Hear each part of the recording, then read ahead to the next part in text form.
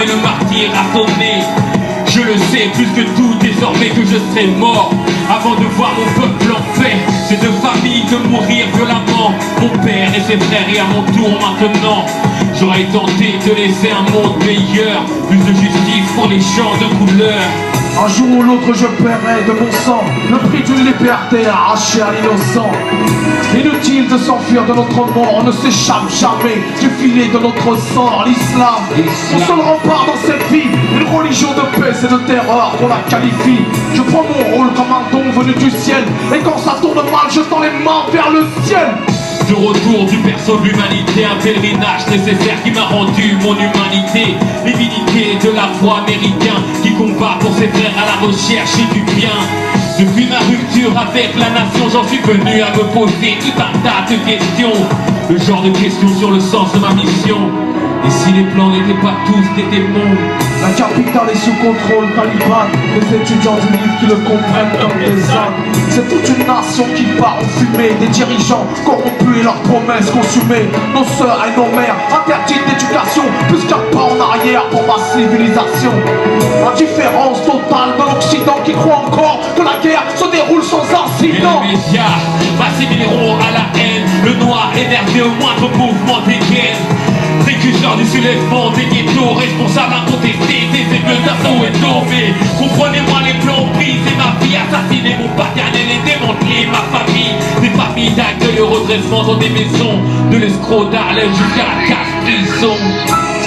Between the Black Revolution and the Negro Revolution, there's a difference. When you study the historic nature. La première chose, ça c'est la l'aide de Dieu. Et la deuxième chose, ça c'est que le Moujahid, tous sont très courageux.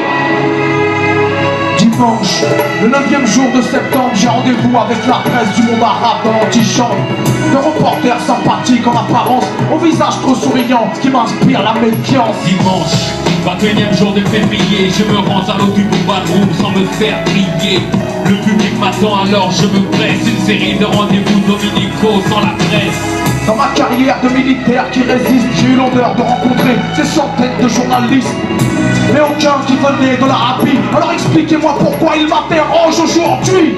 Je rejoins mon équipe dans les coulisses, le révérend sera absent mais mon assistant office le remplacera le temps d'un discours, le temps de les portes de secours. Poignée de main solennelle, embrassade fraternelle, je maintiens mes distances d'un réflexe habituel.